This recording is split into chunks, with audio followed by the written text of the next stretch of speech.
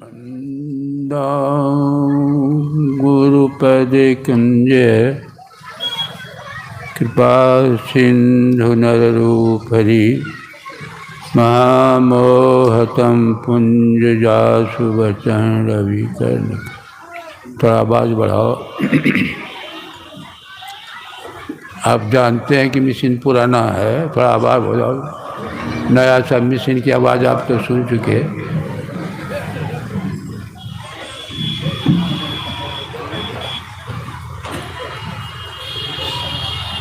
श्रद्धा के श्रद्धा और प्रेम के मूर्तिमान रूप मेरे गुरु भाई एवं बहनों, मैं सबको पहले नमन करता हूँ और साथ ही साथ अनुरोध करता हूँ कि गुरु महाराज की जय ध्वनि एक उच्च स्वर में करें। एक बार बोलिए श्री सद्गुरु। जोर लगाइए ताकि सर्दी थोड़ा सा हट जाए। बोलिए श्री सद्गुरु। और एक दफे बोलिए श्री। सर्दी तो बढ़ रही है, आप देख रहे हैं, बहुत तेज़ी से बढ़ रही है। मध्य जाड़ा के सर्दी का समय बढ़ रही है, बढ़ते बढ़ते सब दिन बढ़ती रहेगी। कुछ दिन के बाद जो है धीरे धीरे कम होते होते फिर गर्मी शुरू हो जाएगी। कभी सर्दी कभी गर्मी, ये कुदरत के नज़ारे हैं। प्यास उसकी बुझती है जो दरिया के किनारे है। ये सर्दी गर्मी, ये द्वंद्वात्मक जगत में ये जीव सुख और दुख के घाटों से गुजर रहा है। कभी हम आपके जीवन में सुख, कभी दुख, कभी सर्दी, कभी गर्मी। ये हमेशा ये संसार जो है बारूद के ढेर पर बैठा है। ये जो ऐसी परिस्थिति है संसार में, आप देख रहे हैं, मैंने अनाचार, अत्याचार, अपहरण या जितना तरह का दुष्कर्म है वह विकराल रूप धारण कर। इस विकट परिस्थिति में संतों के सुधार रूपी वाणी यदि जब तक नहीं वर्षा होगी तो अमन चैन संभव नहीं है। देश के जो भी नेता बड़े बड़े हैं उस समाज में अमन चैन या कोई उपाय नहीं उनके पास अमन चैन जो स्थापित कर दें। भले जो है मोदी सरकार कहता है कि सबको पक्का का मकान बना देंगे, यह कर देंगे, वो कर देंगे। हाँ, यह सुविधा है, व्यवस्था है, लेकिन इससे शांति मिल जाएगी नहीं। इसलिए गुरु महाराज कहते थे, संत मता बिनु गति नहीं, सुनो सकल दे कान, जो चाहो उद्धार को बनो संत संतान। यदि आप अपना कल्याण चाहते, संतों के चरणों में डालना ही पड़ेगा। दूसरा कोई उपाय नहीं है। लाख कोशिश करते रहिए, दूसरा कोई उपाय नहीं है। संतों के चरणों में ऐसे संत, ऐसे कलाकार हैं कि हम आपको गढ़ेंगे। संतों का दर्जा भगवान से भी। अभी जो प्रसंग रामायण का आप सुन रहे थे, ये प्रसंग क्या जाहिर करता है कि संतों का दर्जा भगवान से ऊपर है। कबीर साहब ने क्या कहा, 3 लोक 9 खंड में गुरु ते बड़ा न कोई, करता करे न करी सके, गुरु करे सो हो। कहते हैं परमात्मा जो नहीं कर सकते वो गुरु करते हैं। परमात्मा जो नहीं कर सकते हैं, ये परमात्मा, ये सारा संसार उन्हीं की सृष्टि है। हम आप देख लिए उन्हीं के जो है, उन्हीं की रचना में हम लोग, सारी सृष्टि उन्हीं की रचना है। हम लोग भी उन्हीं की रचना है, हम लोग भी उन्हीं की हैं। लेकिन हम लोग को जो कुछ भी बने हैं, थोड़ा सा भी कुछ भी, तो देखिए परमात्मा सिखाने के लिए आए थे। परमात्मा, ये सारी सृष्टि, जंगल, पहाड़, ये धरती जितने हैं आप देख लीजिए, तो परमात्मा की सृष्टि है। लेकिन कुछ भी बना है, लकड़ी है, लकड़ी का दाम कितना, वही जब कलाकार के हाथ में पड़ जाता है तो क्या करता है, उसको गढ़ता है। गढ़ते गढ़ते सोफा सेट, पलंग, कुर्सी, टेबल, तो लकड़ी से ज़्यादा दाम हो जाता है, सुंदरता बढ़ जाती है। उसी तरह आप देखिए सारे पत्थर जो है रास्ते पर पड़े हुए, पड़े हुए हैं रास्ते पर पत्ते, उस पर लोग थूकते हैं, मल मूत्र विसर्जन करते हैं। जब वही पत्थर जब कलाकार के हाथ में पड़ जाता है, कलाकार क्या करता है? छेनी हथौड़ी से उसको गढ़ता है, तराशता है, सुंदर मूर्ति का रूप देते, लोग देवालय में स्थापित करते हैं, प्राण प्रतिष्ठा की जाती है, तब उसकी पूजा होती है। सभी पत्थरों की पूजा नहीं होती, उसी पत्थरों की होती है जो कलाकार के हाथ में डाल दी। उसी तरह सभी मनुष्यों की पूजा नहीं होती, जो संत सदगुरु रूपी कलाकार के हाथ में डाल देता है। गुरु कुम्हार से कुंभ है, घड़ी घड़ी काढ़े खोट, अंतर हाथ सहार दे, बाहर बाहें चोट। कहते हैं कुम्भकार जैसे मूर्ति को बनाते हैं कैसे? ऊपर से पिटनी से पिटते हैं, नीचे हाथ रखते हैं, हाथ नहीं रखे तो मूर्ति बने नहीं बन सकती। तो आप देख लीजिए, जो भी है, जैसे सदगुरु पशु मानुष करे, मानुष ते सिद्ध सोई, दादू सिद्ध से देवता देव निरंजन हो। सदगुरु जो है आपके पाश्विक वृत्ति का हरण करेंगे। पाश्विक वृत्ति क्या है? जो दूसरों को दुख पहुंचाता है, हमेशा काम क्रोध लोभ मोह ईर्ष्या द्वेष में लिप्त रहता है, वह पाश्विक वृत्ति दूसरों को दुख पहुंचाने का हमेशा मन जत्मान प्रयास करता रहा। वह पाश्विक प्रवृत्ति जो उनका है ये दूसरे का भी हड़पना चाहता है, ये पाश्विक प्रवृत्ति। दुर्योधन ने कहा था भगवान ने, भाई ये पांडव पांचों जो है आपके नहीं है, गोतिया भाई है न, आधा इनको हक है, आधा जो है राज चाहिए। यदि आधा नहीं देते हैं, आधा में कुछ बधा है तो 5 ग्राम दे दीजिए। तो वो क्या कहते हैं दुर्योधन कि आप 5 ग्राम की बात करते हैं? सुई के नोक से जितनी जमीन छींचती है उतना भी मैं युद्ध के बिना देने के लिए तैयार नहीं। देखिए पाश्विक वृत्ति से वो करते हैं। आज समाज में ऐसे लोग बहुत ज़्यादा पाए जाते हैं, जो थोड़ा सा निर्बल भाई या 5 भाई है, जो कमज़ोर है उसका भी बड़ा भाई हड़प करके रखता है। ये पाश्विक वृत्ति है। और एक वृत्ति होती है मानवीय वृत्ति। मानवीय वृत्ति, भाई आप भी आराम से रहें, हम भी रहें, आप भी खाइए हम भी खाएं, ये मानवीय वृत्ति है। दैवी वृत्ति कैसी होती है?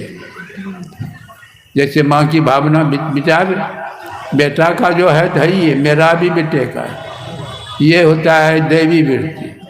और वर्ण वृत्ति के लोग कैसे होते हैं?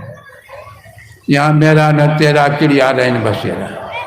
किसके लिए हाया करते हो? क्यों झगड़ा करते हो? क्यों मारपीट करते हो? ये चिड़िया रहन बसेरा, आज है कल हम लोग नहीं रहेंगे, ये वर्ण वृत्ति के लोग। तो सदगुरु क्या काम है?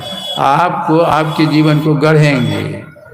जैसे पत्थर को कलाकार रास्ते मूर्ति का रूप देते हैं, तब उसकी पूजा होती है। एक दफ़े मंदिर में जब उसको स्थापित किया जाता है, प्राण प्रतिष्ठा की जाती है, तो देवत्व उसमें आ जाता है। लोग उसको पूजा करने लगते हैं। पूजा करने वाले वर्षों जाते रहते हैं, पत्थर का पत्थर रह जाता है, देवत्व कहाँ आता है? तो इसलिए देवत्व जब तभी होगा जबकि आप संतों के चरणों में, संत रूपी कलाकार के अति में डाल देंगे, तब जो धीरे धीरे वो गढ़ेंगे। हम आपके अंदर वो देवत्व छिपा हुआ है, सबके अंदर है, इसमें अग्नि नहीं है। अग्नि जो है अव्यक्त रूप में छिपी हुई अग्नि है।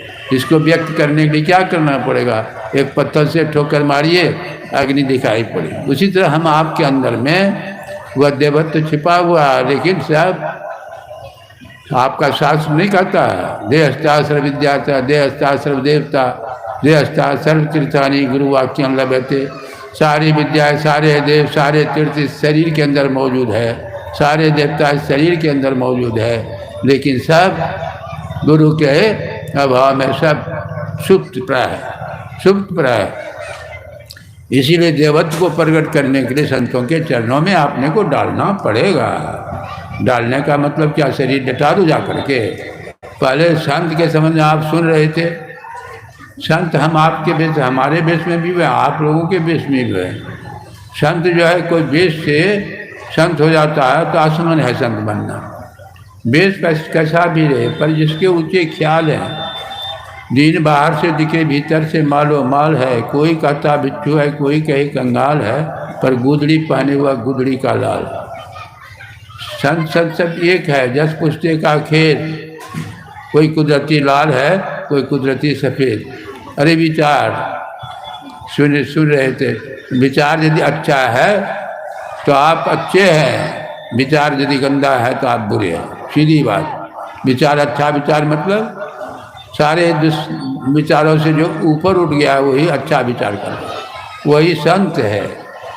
संत जो है ऐसे नहीं होता है कि लेकिन हाँ पहचानना बड़ा कठिन है, पहचानना बड़ा कठिन है। लेकिन गुलाब के पौधे के पास फूल के पास जाएंगे कुछ न कुछ खुशबू मिलेगी। कबीर साहब ने कहा जो कुछ गंदी देत नहीं तो अभी बास सुबास। गंदी के दुकान पर जाइएगा, गंदी मत नहीं खरीदिए, लेकिन फिर भी सुगंध आ ही जाएगी। धीरे धीरे आप देखिए आपके सामने ये संत सदगुरु महाराज, इनके सानिध्य में मैं बरसों रहा। जैसे जाते थे इनके जो दुश्मन सब भी जो थे, कहिए निंदा शिकायत करने वाले, जलाने वाले, इनको भी उस अताताई ने जलाने का प्रयास किया था। लेकिन आप देखिए वो चरणों पर झुक जाए। बड़े बड़े मंत्री, बड़े बड़े जो कहते हैं कलेक्टर कमिश्नर, सब आते चरणों पर। कैसे कैसे क्या खूबी थी? पढ़े लिखे ज़्यादा थे क्या? पढ़े लिखे कुछ नहीं, मैट्रिको पास नहीं, छोड़िए मैट्रिको पास। क्या खूबी थी?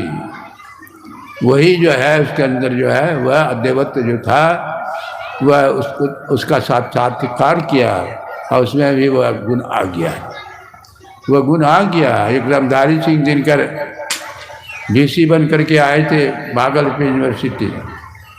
एक प्रोफेसर थे हिंदी के हेड डिपार्टमेंट मुंगेर कॉलेज, आए दिनकर जी से मिलने के लिए।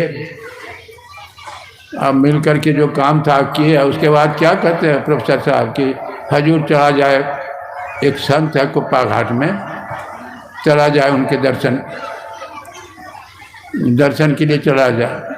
तो रामधारी सिंह दिनकर यमराज कहते हैं क्या? अरे मैं तो दुनिया को छान डाला है, संत कहाँ है?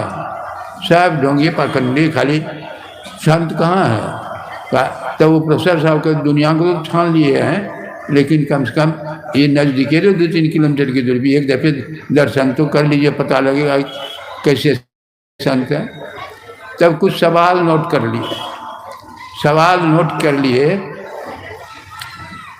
और रामधारी सिंह जी कहते हैं कि कुछ सवाल मैं जब पूछूंगा उनसे, जब जवाब दे देंगे तब तो मैं समझूंगा कि ऊँचे दर्जे के संत हैं। कर्म से 1, 2, 3, 5, 6, 7 सवाल नोट करके चले। उस समय गुरु महाराज भोजन करके विश्राम कर रहे हैं। सेवक ने कहा कि हजूर से दर्शन करने के लिए रामधारी सिंह दिनकर जी महाराज आए हैं। तो गुरु महाराज उनके नाम से परिचित थे, साहित्य सम्मेलन में उद्घाटन के लिए गए थे गुरु महाराज, तो उनके नाम से परिचित। कहा कि हमको उठा के बैठाइए। उठा के बैठाया गया। रामधारी सिंह और वह प्रोफेसर दोनों, कहीं बुलाइए उनको। दोनों जाते हैं, सामने में जा कर के प्रणाम करके बैठ जाते हैं। अब रामधारी सिंह जैसे सामने में पहुंचते हैं, अब हिम्मत नहीं हो रहा है। अब देखिए अब हिम्मत नहीं हो रहा कि कैसे पूछें, मने उधेड़ बुन में पड़े हुए। तो ये जन जन मन की बात जानने वाले संत सदगुरु बिना पूछे पहले प्रश्न पर चर्चा की, बिना पूछे पहले प्रश्न पर चर्चा शुरू कर। पहला प्रश्न, फिर दूसरा प्रश्न। तो रामधारी सिंह कहते हैं प्रोफेसर साहब को कि हम तो पूछे नहीं हैं, फिर भी जो है देखते हैं सिलसिलेवार उत्तर दे रहे हैं। कहा कि आप सुनते न जाइए, खाली आप सुनते चले। होते होते 1, 2, 3, 4, 5, 6, 7 तो किए थे, सभी प्रश्न का उत्तर दे दिए। तब कहे कि मैं तो समझा कि साधारण है, लेकिन साधारण नहीं है, वो साधारण है, बहुत उच्च कोटि के संत। ये तो हम आप लोगों का सौभाग्य है जिन्होंने इनका दर्शन किया। समझ जिन्होंने किया है वह बड़े भागी, उनको अधोगति हो नहीं सकती। संत दरस तिनि पातक टरी, पाप अदरस पर समागमादिक पाप राशि नसाई। अब दर्शन प्रदर्शन और समाधि उसको जो जैसा कहते हैं वैसा कीजिए, वैसा कीजिए। देखिए आपका जीवन में परिवर्तन होता है कि नहीं। वैसे तो कहा कि मज्जन फल देखिए तत्काला और काक होई पिक बकहूँ मराला, कहते हैं ना मज्जन फल देखिए तत्काला। सत्संग में आने से, संतों के सानिध्य में संपर्क में आने से तत्काल जो है जीवन में परिवर्तन होता है। यह नहीं कि अगले जन्म में होगा, नहीं, तत्काल यहाँ कहते हैं ना। ये कौवा उड़ते हुए जा रहा था, कोयल कहती है कि चाचा कहाँ जा रहे हैं? कहा कि मैं दूसरे मुल्क में जा रहा हूँ, यहाँ हमारी आवाज़ को नहीं कोई पसंद करता है। तो कोयल कहती क्या है, चाचा दूसरे जगह जाने से क्या होगा? यही आवाज़ तो रहेगी। यहाँ के लोग नहीं पसंद करते हैं तो दूसरे जगह जाने से कौन पसंद करेंगे? वहाँ के लोग कैसे पसंद करेंगे? जाने से कहीं नहीं होगा। आप आवाज़ को बदलिए, विचार को बदलिए, रहन सहन को बदलिए, खान पान को बदलिए। आप ऐसे ऐसे लोग जो है दुराचारी, अत्याचारी, तुरंत संपर्क में आए उसका विचार बदला। क्यों, कैसे होता है ये? अरे जो परमात्मा को प्राप्त किए हुए, परमात्मा विग्रह समझा जाता है, नर रूप में वह हरि समझा जाता है। अब वह परमात्मा और उनसे संपर्क हो जाता है। परमात्मा की ऊर्जा जो शरीर के ओतप्रोत में, शरीर में ओतप्रोत प्रवाहित होती रहती है, उसकी चेतन धार जो है और उसके आभा मंडल जो है उसके आभा मंडल के अंदर जो भी प्राणी आ जाए तो वह उसके प्रभाव से प्रभावित हो जाता है। सुने होंगे कि ऋषि मुनि के आश्रम में बाघ और बकरी एक साथ एक घाट में पानी पीते थे। सुने होंगे, हम तो देखिए कि गुरु महाराज जब थे शरीर में तो आश्रम में एक सुग्गा, एक बिल्ली, एक कुत्ता, बिल्ली और कुत्ता दोनों साथ खाते थे। सुग्गा कभी कुत्ता के पीठ पर, कभी बिल्ली के पीठ पर, कभी गुरु महाराज के कंधे पर सुग्गा बैठ जाता था। तब देखिए अभी कभी देखें बाहर में कुत्ता और बिल्ली को एक साथ खाते हुए देखे हैं? अरे वहाँ बहुत ऊंचे दर्जे के लोग के सानिध्य, उसके आभा मंडल के हिंसक प्रवृत्ति को छोड़े हुए हैं, आभा मंडल के अंदर हैं। भगवान शंकर को देख लीजिए, भगवान शंकर का वाहन कौन है? बसहा बैल। और माँ पार्वती का वाहन कौन है? शेर, शेर है। और उसके लड़का जो कार्तिकेय का वाहन कौन है? मयूर है। और गणेश जी का वाहन चूहा। देखिए एक दूसरे का दुश्मन है कि नहीं? और गले में सर्प की माला। आप देखिए शेर और बैल कभी रह सकता है एक साथ? सर्प जो है, सर्प और चूहा और मयूर सर्प, देख लीजिए। ये महापुरुष जो है उसके आभा मंडल के अंदर है। उस आभा मंडल के अंदर से वह वृत्ति उसकी बदल जाती है। हिंसक वृत्ति वाले भी लोग अहिंसक हो जाते हैं। मज्जन फल देखिए तत्काला। ये तत्काल नारद जी के संपर्क में रत्नाकर कितना दे गया था? थोड़ा सा, तुरंत उसका बदलाव आया। होते होते वाल्मीकि भय बर्म समान, कितना पतित था। भगवान कृष्ण ने खुद कहा क्षिप्रम भगवती धर्मात्मा, दुराचारी से दुराचारी गया गुजरा कितनों है, संतों के सानिध्य में आया तो वो धर्मात्मा हो जाता, धर्मात्मा हो जाता है। भगवान बुद्ध के शरण में अंगुल वाले कितना देर थे? आप विचार कीजिए। तो आप जो है वो आभा मंडल, उसी का आभा मंडल का ही प्रभाव पड़ता है। अभी जैसे जितने हमारे हैं न गुरु भाई मंच पर बैठे हैं और सब बैठे हैं, एक वातावरण फिजा देख लीजिए, कोई न कोई ऐसा नहीं होगा पत्थर जो कि उसके ऊपर प्रभाव नहीं पड़ेगा। और ख़ास करके मैं अपनी बात कहता हूँ, जब मैं विद्यार्थी था, जब मैं विद्यार्थी जीवन में था तो बहुत सत्संग से मौका कभी नहीं लगा। हमारी माँ, हमारे भाई सब गुरु महाराज से दीक्षित थे, लेकिन मेरा तो जीवन विद्यार्थी का था। 66 ईस्वी में कुप्पा घाट में अखिल भारतीय हुआ था। 66 में कोई देखे होंगे, पुराने आदमी जो होंगे गए होंगे उसमें। तो उस समय में विद्यार्थी जीवन मेरा समाप्त हो गया था। वो स्टेशन से मैंने वहाँ कुप्पा घाट तक एकदम ताता, लोगों की इतनी भीड़, जैसे हवा, हम तो उसी बीच में जैसे खर पतार जो हवा के झोंका से उड़ते जा रहा है, उसी तरह हम भी बीच में चलते जा रहे हैं, चलते जा रहे हैं। अब कहाँ जाएंगे उसका भी तेल पता है, कहीं इतना लोग कहाँ जा रहा है। जब गए 500 मीटर दूर मंच पर, जैसे ही गुरु महाराज का दर्शन करते हैं, जैसे दृष्टि पड़ती है, बात समझ में आ जाती है कि साधारण नहीं है, ये बहुत ऊंचे दर्जे के महान। तो दूसरे जो हैं उनके चरणों में जा कर के अपना सर टेकते हैं और प्रश्न कर बैठते हैं। हम भी खुद प्रश्न करते हैं कि हम तो हजूर, मैं तो ध्यान करता हूँ, लेकिन आँख में दर्द होने लगती है। कहा कैसे ध्यान करते हो, किससे सीखे हो? कहा कि हम सीखे उखे किसी से नहीं है, वो किताब पढ़ करके करते हैं।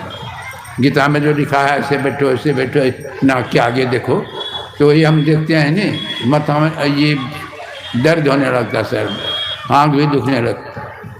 कहा गलत है, आँख खराब होने की संभावना है, मत ऐसे करो, कल मैं तुमको बताऊंगा। तो कल दूसरे दिन आए दीक्षा दिए। मतलब ऐसे महापुरुष का प्रभाव पड़ ही जाता है, चाहे जिस भी तरह से जाइए, किसी तरह किसी भावना आ, लेकिन समीप में जाने से उसमें परिवर्तन हो जाता है। इसीलिए कहा संत मता बिन गति नहीं, सुनो सकल दे कान। और जो चाहो, गति का मतलब क्या हुआ, गमन करना, जाना। जितने हम लोग यहाँ हैं बैठे हैं, जाने वाले में से आए हैं, सो जाएंगे, सब जाने वाले में से हैं। संसार में रहिए, यहाँ भी सुखी और दूसरे जहान में भी सुखी रहें, तो आप संतों के विचार के अंदर रहना, उसके मार्ग पर चलना ही पड़ेगा। जो मार्ग सुख साल दुखावे, तेमक चले सभे सुख पावे, पावे सदा सुख हरि कृपा, संसार आशा तरी रहे, सपनों नहीं दुख दुख दर्शन बात कोटि को कहे। स्वप्न में भी दुख का दर्शन नहीं होगा। दो मार्ग हमारे जीवन के, दो मार्ग हैं। एक मार्ग पर हम लोग चल के देख रहे हैं, ये संसार की तरफ जो है, ये मार्ग आत्मा शरीर इंद्रियों का संग लेकर के संसार की तरफ जाती है। संसार का सुख हम लोग ले रहे हैं, कैसा सुख है आप विचार कीजिए। संसार में जो है 5 तरह का सुख है, 5 तरह का सुख है, जिसको विशेष सुख कहते हैं। रूप रस गंध स्पर्श और शब्द, सबको अनुभव है। यह सुख कैसा है, थोड़ा देर लगेगा फिर दुख में परिणत होता है। थोड़ा ये क्षणिक सुख है, स्वतः जो है बदलने वाला है। विचार ये जो है, ये आप जैसे भूख लगी है, थोड़ा सा खाएंगे, भूख का दुख खत्म होगा, फिर भूख का दुख सवार हो जाएगा। प्यास लगी है, पानी पिएंगे, थोड़ी देर के लिए प्यास का दुख जाएगा, फिर प्यास सवार हो जाएगा। संसार का तो इसी तरह होता है। ऐसा होता है कि एक दफ़े खा लिए तो अब खाने का ज़रूरत नहीं, एक दफ़े पी लिए तो अब ज़रूरत नहीं, ऐसा होता है नहीं। लेकिन संतों का जो अति है मार्ग, उस मार्ग पर आप चलेंगे तो चलते जैसे जैसे चलते जाएंगे, आपको संतुष्टि, आपको आनंद का अनुभव होते रहेगा। इसे कहा भजन में हो तो आनंद आनंद, बरसत बिसत हमी के बादल भीजत है कोई संत। 2 मार्ग है, आत्मा शरीर इंद्रियों का संग लेकर के संसार की तरफ जाती है। आत्मा ही जाती है, आत्मा ही, शरीर में आत्मा है तभी हम इधर उधर घूम रहे हैं, चल फिर रहे हैं। आत्मा ही आनंद लेती है इंद्रियों के माध्यम से, विषय सुख इंद्रियों के माध्यम से। आँख से देखते हैं रूप विषय का आनंद, कान से शब्द विषय का आनंद, नाक से गंध विषय का आनंद। जैसा यंत्र वैसा ये सब जो है आत्मा शरीर के अंदर है, तभी तक आप ले सकते हैं। आत्मा शरीर से निकल जाए तो आप किसी तरह का आनंद ले सकते हैं, सुख ले सकते हैं। अरे आत्मा आनंद स्वरूप है, उसकी धारा जब इंद्रियों के माध्यम से बाहर निश्चित होती है तो हम लोगों को भान होता है कि खाने में बड़ा आनंद लगता है, रसगुल्ला खाते हैं तो बड़ा आनंद लगता है। अरे सूरदास को रूप विषय का आनंद लगता है, बहरा आदमी को शब्द विषय का आनंद लगता है। वो धारा जो निकलती थी आनंदमयी धारा इंद्रियों के माध्यम से जो निश्चित होती है, वो आनंद स्वरूप है, आनंद स्वरूप है। तुलसीदास ने थोड़ा सुंदर उदाहरण दिया है। अस्थि पुरातन सुधित प्राण जो अति भर मुख पकड़ो, निज तालुगत रुधिर पान करी मन संतोष धर। जैसे वर्षों पुरानी हड्डी है, उसमें न खून है न मांस है, तो कुत्ता उस हड्डी को चबाता है। हड्डी की ठोकर जब मसले में लगती है तो कुत्ता ज्ञानी शिव क्या समझता है कि हड्डी से खून निकल रहा है। मशरूम जैसे ठोकर लगी तो खून निकलने लगा। खून जब निकलने लगता है तो कुत्ता ज्ञानी जीव क्या समझता है कि वह हड्डी से खून निकल रहा है। हड्डी तो वर्षों पुरानी है, उसमें न खून है न मांस है।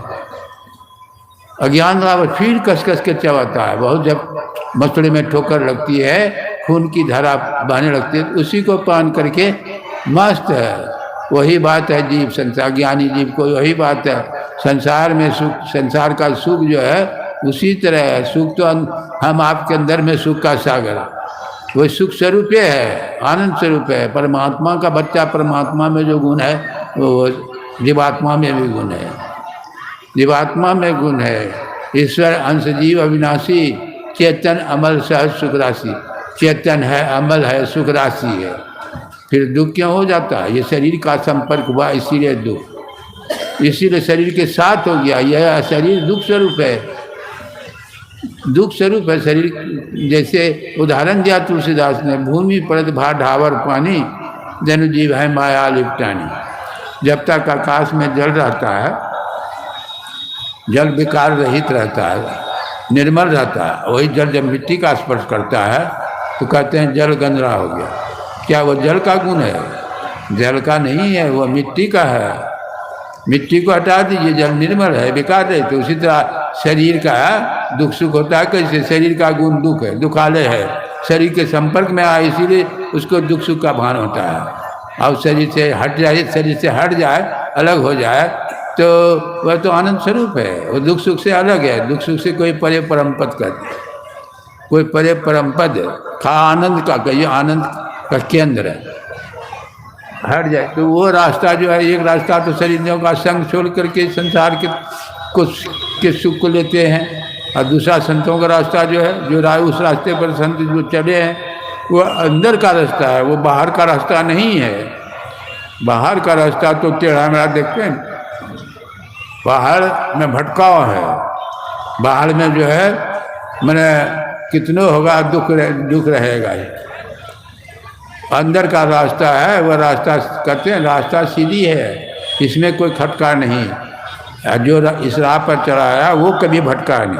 अंदर का रास्ता जो है कौन है? वह ज्योतिर्नाद। ये जो है नाद, असल रास्ता नाद है, शब्द। शब्द धार पर सवार होकर के जीव आया है ब्रह्मांड, परमात्मा के पास। ये ब्रह्मांड से पिंड में, आँख से ऊपर ब्रह्मांड है, आँख से नीचे पिंड है। तो पिंड में वह किस रास्ते से आया? वो 10वां दरवाजा होकर के पिंड में आया। शब्द तुर्य स्वार हो, शब्द धार पर स्वार होकर के जीव प्रकाश मंडल में, फिर 10वां दरवाजा होकर के पिंड में, ये है अंधकार मंडल में। तो अंधकार मंडल अस्तु शरीर में है। अस्तु शरीर का गुण क्या है? आप आँख बंद करके देख लीजिए। अस्तु संसार तो घोर अंधार है, सूक्ष्म में ज्योति, कारण में ध्वनिधार है। वर्ग त्रय पर परमपद है निशब्द में, साधनाओं की भी हद होता है निशब्द में। अस्तु संसार अंधकार में है, सूक्ष्म जो है प्रकाश में है, कारण महाकारण केवल शब्द में है, और शब्द के परे शब्दातीत पद है, परमपद है, परमात्मा का धाम है। आप कहते हैं अस्तु संसार। सूर्य देखिए, अभी सूर्य जो है अस्ताचल को जा रहा है, देखिए सूर्य। अब इधर थोड़ी देर के बाद देखिए अंधकार। जिधर सूर्य होगा उधर कहते हैं प्रकाश दिन। सूर्य जिधर है उधर कहते हैं दिन है, सूर्य के प्रकाश से। और जिधर सूर्य नहीं है उधर कहते हैं रात। और सूर्य नहीं रहे तब अंधकार है, रहेगा कि नहीं? तो अस्तु संसार अंधकार में है, और जीव जो है अस्तु संसार, अस्तु शरीर में है, अंधकार में पड़ा है। इसलिए वेद भगवान कहते हैं तमसो माँ ज्योतिर्गम्य, मृत्यु माँ अमृत गम्य, असतो माँ सदगम्य। एक तरफ अंधकार है, दूसरी तरफ प्रकाश है। एक तरफ शब्द है, एक तरफ अंधकार है, दूसरी तरफ प्रकाश है। एक तरफ सत्य है, दूसरी तरफ असत्य है। एक तरफ मृत्यु है, दूसरी तरफ अमृत है। जिधर प्रकाश है उधर सत्य है, उधर अमृत है। जिधर अंधकार है उधर मृत्यु है, उधर असत्य है। दो ही तरफ है। हम तो अंधकार में रह करके सब देख रहे हैं, सुख ले कैसा है। आप चलिए दूसरे रास्ते, आप मुड़िए उस दूसरे रास्ते, जिस रास्ते से जीव आया है उसी रास्ते पर सवार होकर के चलेगा। तो उसी रास्ते को पकड़ने के लिए हमारे जितने सत्संगी भाई बहन यहाँ बैठे हैं, क्रिया जानते हैं कि नहीं? वो 10वां दरवाजा के पास वो शब्द मिलेगा, उसको अज्ञात चक्र, दसम द्वार, त्रिकुटी, बहुत नाम है, शिव ने बहुत नाम दिया संतों ने। तो उस जगह आप पहुँचेंगे, उस जगह आप बैठे हैं, उसी जगह जीव जो है शरीर में, उसी जगह जीव बैठा हुआ है, और उसका मुँह जो संसार की तरफ है, संसाराभिमुख है। शास्त्रों में नहीं कहा न त्रस्तम जागृतम, न त्रस्तम जागृतम विद्यात कंठे सपनम समाविशेत सुसुप्तम हृदय स्तम तुर्यन तुम मूर्धन संतम। जीव का बैठक आँख में, दोनों आँखों का जो केंद्र है उसी जगह। देखिए जिधर जाइएगा, जिधर दृष्टि जाएगी उधर मन भी जाएगा, जिधर जाइएगा दृष्टि मन जाएगा उधर। वो केंद्र है, ब्रह्मांड और पिंड का केंद्र है। बस दृष्टि उसी जगह जीव का बैठक है, उसका मुँह है संसार की तरफ। अब परमात्मा की तरफ, परमात्मा का दर्शन करना होगा तो संसार का देखना छोड़ना नहीं पड़ेगा। जैसे आप हमारे सामने में, हम आपको देख रहे हैं, आप हमको देख रहे हैं, आप तो यदि हम पीछे वाले को देखना चाहें तो क्या करेंगे? हम इसी जगह घूम जाएंगे तो आप पीछे, आप सामने वाला पीछे, आप पीछे वाला सामने हो जाएगा। उसी तरह संसाराभिमुख जीव है, खाली घूमने का देरी है। इसलिए कबीर साहब ने क्या कहा, उलट पाछ लो पैरों पकड़ो, पसरा मना पटोरो। मन जो संसार में पसर गया है उसको बटोरो, समेटोगे तभी वो उधर जब होगा। बिना समेटने से नहीं होगा। जैसे आप बिछावन पर बैठे हैं ना, आप उसको समेटिए, देखिए आप उसकी गति ऊपर ऊर्ध्वगामी ऊपर उठेगा। उसी तरह चेतना सारे शरीर में बिखरी हुई है, उसको समेटिए। समेटने की क्रिया वही है। आपके शास्त्रों में लिखा है क्या, पूजा कोटि श्रमम स्त्रोत्रम, अस्त्रोत कोटि श्रमो जाप, जाप कोटि श्रमो ध्यानम, ध्यान कोटि श्रमो। ये समेटने का तरीका, इस पर चर्चा हम कल करेंगे। आज तो इतना ही समझ सुनिए कि जैसे पूजा करते हैं हम लोग, पूजा जाते हैं मंदिरों में करने के लिए, वो अनावश्यक नहीं है। शास्त्रों में आप जो देखिए वह तो प्रारंभिक है। जैसे बच्चा क्लास में जाता है तो वो पढ़ता है नहीं, वो प्रारंभिक है। और सब दिन को पढ़ते रहता है। ऊपर क्लास में जाते जाते BA में, अब जैसे MA में चला गया तो खो ओ लिखना छूट जाता है, उसका नहीं छूटता है, छूट जाता है। आप कुछ भी लिखिएगा वही अच्छा नहीं रहेगा। हाँ, बारीक आप लिखेंगे, आध हो गया नहीं, बारीक झट लिख देंगे। अब उस समय झट आप नहीं लिख सकते। जब सीख जाएंगे तो पैर से भी लिख देंगे, तो छूटता नहीं है। तो ये प्रारंभिक है, अनावश्यक नहीं है। हाँ, लेकिन पूजा के ढंग से आप पूजा करेंगे तब। पूजा का ढंग क्या है, आप जल चढ़ाते हैं, प्रसाद चढ़ाते हैं, मन भी चढ़ना चाहिए। ऐसा नहीं कि जल प्रसाद चढ़ा दिया, मन संसार में घूमते रहा, तो पूजा का ढंग नहीं है। पूजा का ढंग नहीं है। उससे करोड़ गुना सिमटा होता है स्तुति गान करने। आप कहीं रहिए, भगवान की स्तुति कीजिए, भगवान नहीं सुनेंगे। दिल की बात सुनने वाला, कहा कि चींटी के पैर नूपुर बाजे हुआ भी साहेब सुनता है। चींटी पिपरी नहीं, उसके पैर में यदि पजनी बजेगा नहीं, फिर भी वो साहेब सुनता है, परमात्मा। तो हमारे दिल की बात को नहीं सुनेंगे। स्तुति कीजिए। स्तुति से करोड़ गुना सिमटा होता है जाप करने से। जाप से तो सभी शुरू कर सकते हैं, करोड़ गुना सिमटा होता है जाप करने से। और जाप से करोड़ गुना सिमटा होता है स्थूल ध्यान से। स्थूल ध्यान से ज़्यादा सिमटा होता है सूक्ष्म ध्यान से, कर्म से। फिर सूक्ष्म ध्यान से अंतिम सिमटा होता है नाद ध्यान से। होते होते नादातीत पद में जाकर के जीव और शिव का भेद खत्म हो जाता है। वहाँ जीव नहीं रहता। हम प्रभु प्रभु हम एके होई, द्वंद्व द्वैत रहे नहीं कोई। मैं ही ऐसी आरती कीजिए भव में जन्म बहुरी नहीं लीजिए। यह गुरु महाराज के अनुभव वाणी देख लीजिए। ये जीव जब जैसे नदी का जल सागर में जाकर मिल जाता है तो वो सागर का जल हो जाता है, नदी का जल नहीं रहता। वहाँ नदी का जल खोजिएगा तो मिलेगा। उसी तरह जीव जो है जल तरंग ज्यों जल ही समाइया, क्यों ज्योति संग ज्योति मिलाइया। का नानक भरम कटे के बाड़ा, बहुरी नोवे जौला जी। बोलिए श्री सद्गुरु।